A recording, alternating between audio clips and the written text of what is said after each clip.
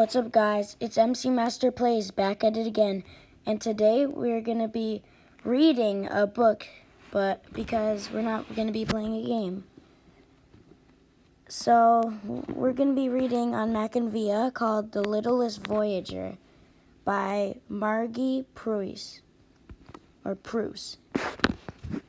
So, here's the description. In 1792, Jean-Pierre Petit-Le Rouge, a squirrel eager for adventures, stows away in the canoe of a group of voyageurs. Unaware of what they are traveling so far to trade, includes pronunciation guide, historical notes, and a recipe. And I hope you guys love this video. Now let's get into it.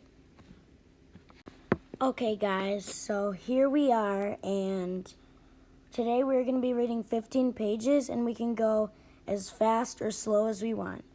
The Littlest Voyageur.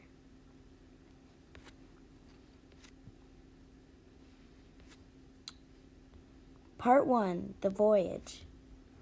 Montreal, my wanderlust is born.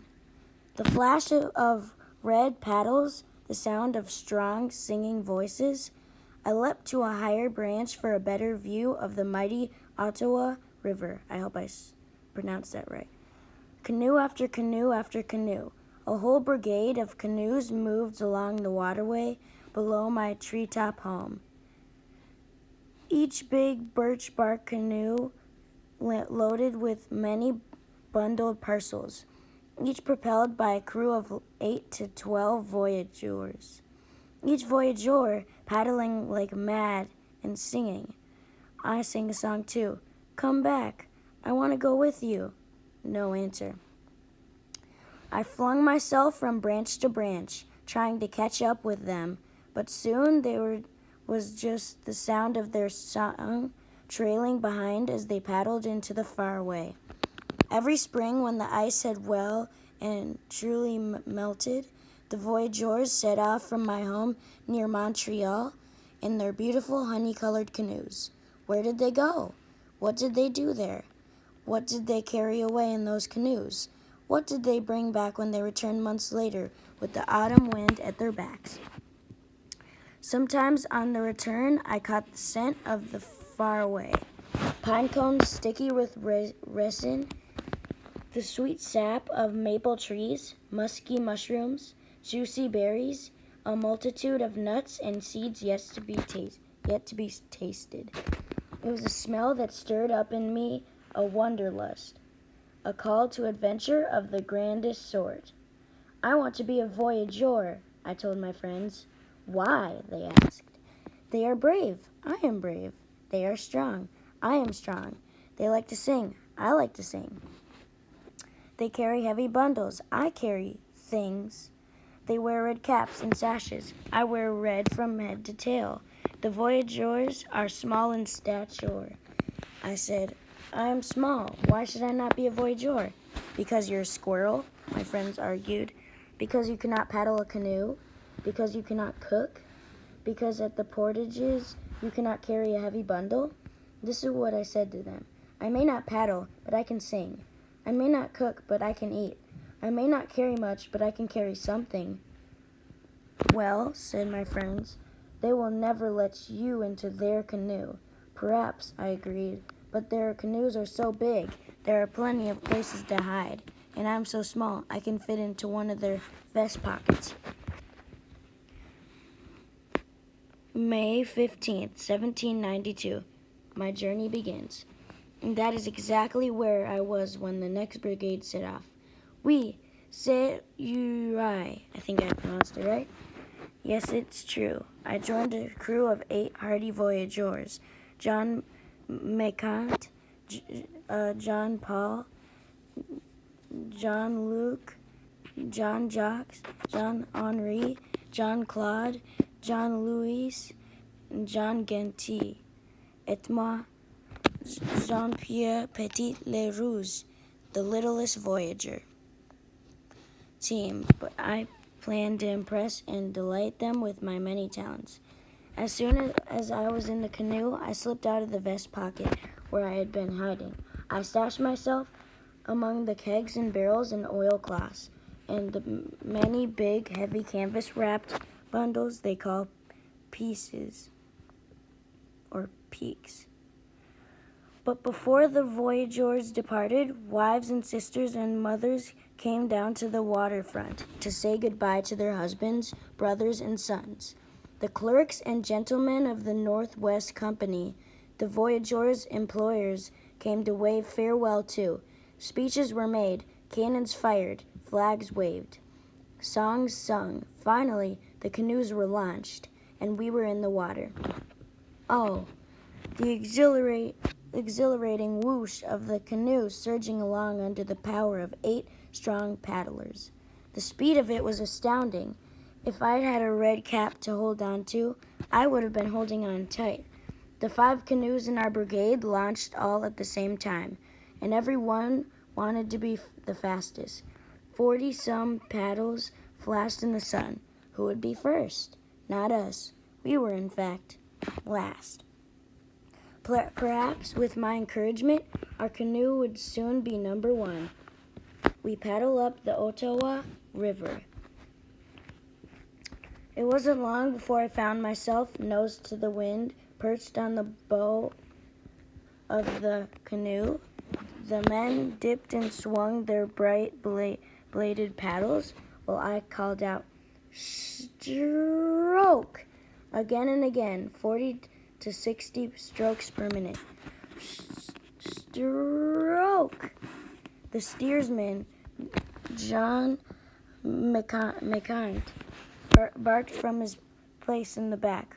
What a noisy, cheering racket. Who brought that squirrel along? Was it you, John Paul, who poked the middleman sitting in front of him? My non, John Paul said, then nudged the middleman who sat next to him. Perhaps it was John Luke. Not me, said John Luke. Were we supposed to bring squirrels? No, everyone shouted at him. Like me, John Luke was making his first trip as a voyageur. He couldn't be expected to know everything. Maybe it was John Henri, John Luke said, tapping the middleman in front of him with his paddle. Not me, said middleman John Henri. And so they went along all 3 rows of middlemen. It was not middleman John Jacques, not middleman John Claude, not John Lewis, also a middleman, not even the bowman, John Ganty, who sat in the very front of the canoe to guide it. Unbeknownst to him, it was in his vest pocket that I had hidden. From my perch on the bow, I tried to explain my goals and aspirations. My name is Jean-Pierre Petit-Lerouge, and I'm an adventurer. I long to explore the unexplored, discover the undiscovered, and taste the as yet untasted. I hope he won't be a nuisance, said John Mackinvia from the back of the canoe. He's only a squirrel, said John Ganty, and vowed to not be a nuisance. No, I certainly intended not to be. For what joy it was to feel the wind in my fur, to see the playful otters swimming by, and the bright rings made by jumping fish. What a thrill to hear the slap of the beaver's tail and the wild call of the loon. And what heaven to smell the spring blossoms and sun-warmed pine. And oh, how I love to sing. The voyageurs also love to sing. En roulant, ma boule roulant, Jean-Jacques La Chanteur, the singer, started us off. En roulant, ma boule. The others joined in. They did their best, but this song about getting a ball rolling could be a bit repetitive.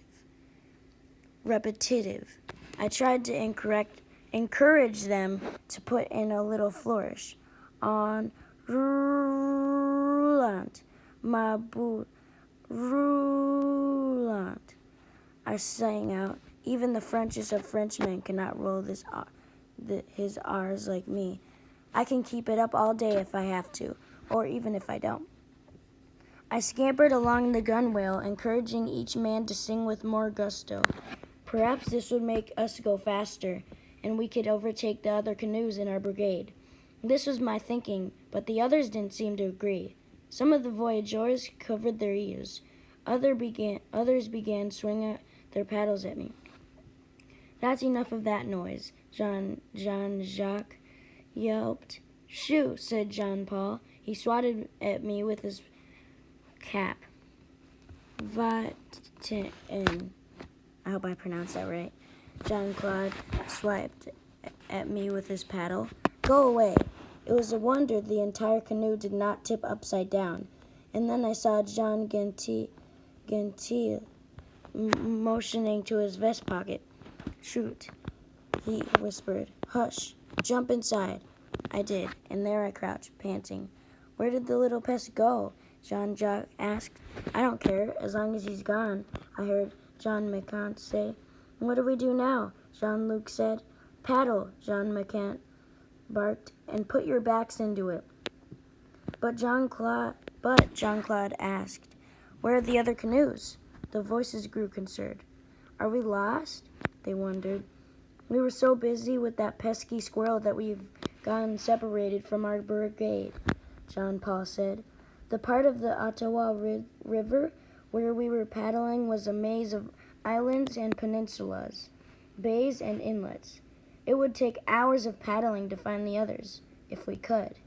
Now what shall we do? Jean-Luc cried. The voyageurs pulled the canoe to the shore, and they all jumped out.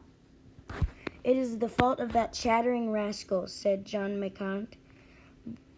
The others grumbled their agreement. If he hadn't distracted us, we would still be following the others, said Jean-Jacques. Sacre bleu. Oh no. Oh, sacre bleu. Oh no, I thought. It was true. It was my fault. I wanted to set it right, but alas, what could I do? I, who was so small and insignificant. But then I had an idea. I thought, I may not paddle, I may not cook. When we got to a portage, I may not carry much, but there is something at which I am very, very good. I climbed out of John Gentil's pocket and quickly found the highest pine tree in the entire wilderness. Up I ran as fast as I could. Below me, the river split into many glittering waterways, divided by a confusion of islands and peninsulas. But there, what did I see in the distance? The flash of paddles and 4 canoes laid out like a dotted line across a map. I cheered. I trilled. I rolled my R's with a great ferocity. The voyageurs looked up at me. Is that the same squirrel? Said Jean Macquin. It sounds like the one that recently caused us so much grief. Have I mentioned that sometimes these men were not very bright? But Jean Gentil looked up at me with a smile on his face. He knew. Wait, he said. I think the little red one has found our brigade. I think that is what he's chattering about. Found our brigade, the others said. How is that? Why, he can see them from his perch in the treetop. Meanwhile, I was practically doing headstands up there, pointing with my paw, then my tail, then my entire body. When Jean Gentil whistled for me down the tree, I raced. Over the boulders, up his trouser leg, and onto his shoulder. Can you show us the way, little one? Said Jean Gentil. Oui, I cheered. And oui, again, in case they missed it the first time. Jean Gentil said to me, you shall ride on the bow of the canoe and show us the way. A squirrel? You're going to put your trust in a squirrel? Jean Macquin said. Ho, you are as nutty as he is. Yes, the others also seemed skeptical, but they climbed back into the canoe. We set off. With me on the bow, pointing the way with my nose, I cheered enthusiastically when they steered the right way, and scolded with all my might when they steered the wrong way. Soon we saw the bright, flashing paddles of the other canoes. We had found our brigade. Yoop! Cried my canoe mates. Yippee! Hip, hip! Hooray! and I joined them, crying, "Hurrah!" leaning a bit heavily on the R's, perhaps. "Oh," teased the voyageurs in the other canoes when we caught up to them. "Did the widow boys get lost?" They threw back their heads and laughed. "We always knew which way to go," said Jean Henri. "We were never really lost," said Jean Claude. "Good job, Le Rouge," Jean Gentil whispered to me, shortening my name a bit. Did the others not know it was I who had shown them the way? I, me, moi, Jean-Pierre Petit Le Rouge, Jean-Pierre Little the Red. If you want a direct translation, although perhaps Jean-Pierre the Little Red is more musical. At least when it's spoken in French. Ah, well, what did I care? The wind ruffled my fur, and I sang. I sang at the top of my lungs. "C'est moi, it's me, Jean-Pierre Petit Le Rouge of the big voice, and mon bon ami, my best friend, Jean Gentil of the big heart." Our first portage, still on the Ottawa River. Wait, which page are we on? For a time, I was a hero. It's true, a hero. Well, maybe not a hero, but at least I was tolerated. The voyageurs allowed me to stay in the canoe, perhaps only in the bottom of the canoe. "And no singing," Jean-Jacques grumbled with a shake of his finger. But even that status didn't last long. I had been trying very hard not to irritate anyone, not singing, not running up and down the gunwales, not pestering anyone in any way. Instead, I stayed curled up in the bottom of the canoe, whiling away the time among the bundles of goods we carried. It is, of course, difficult to be an explorer when you can't see anything. How is one supposed to discover anything at all? Well, let it not be said that I am not resourceful. Indeed, after a day of this, I realized I could explore right where I was. For instance, what was inside these parcels? I decided to make a tiny hole in one of them to see what was in there, just the tiniest hole. Then I would be able to press my eye against the itty-bitty hole and look inside. And so I began to chew.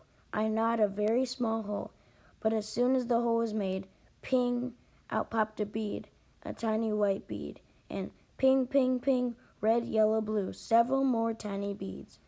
Then more and more. What to do? I did the only thing I could think of. I crammed my paw into the hole to keep any more beads from popping out. But now, what did I smell? A whiff of something? A rather delicious smell coming from the other bundle? Convenient to my teeth. Soon my teeth had chewed a little hole in that one, and click, out came a little dried pea. Tick, click, clatter, tap, a potful of peas fell out. Oh dear! I quickly stopped the hole with my other paw. Before I could think of what to do about the holes, the brigade came to a place where the waterway turned into roiling rapids, roaring and growling and foaming. The river tumbled over rocks and boulders. "Now what do we do?" Jean-Luc asked. "We must portage," said Jean Gentil. "That is when we carry the canoe and our cargo overland to where the water." She is calm again. The voyageurs paddled to shore, jumped out of their canoes, and began unloading all the gear.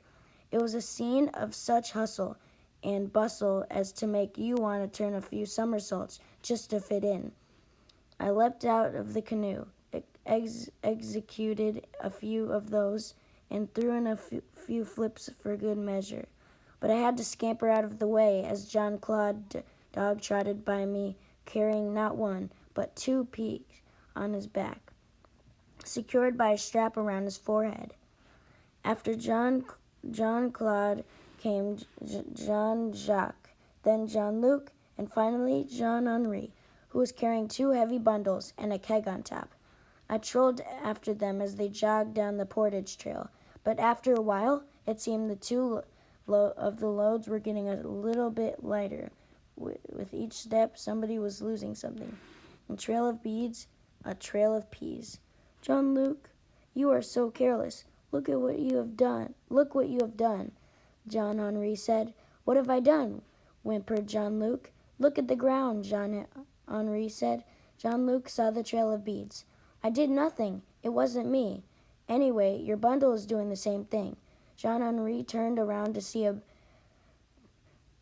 little trail of peas. He shrugged off his load and inspected the bundles. Why, there are teeth marks here," he cried. "Tiny teeth marks, and a tiny hole. It looks as if a mouse or a squirrel." He stopped himself mid-sentence and glared at me. I turned a darker shade of red. "That little troublemaker," Jean-Henri shouted. Well, guys, I hope you love this video, and I'll see you in the next one. We will be continuing from this page, and I'll see you in the next one. Bye.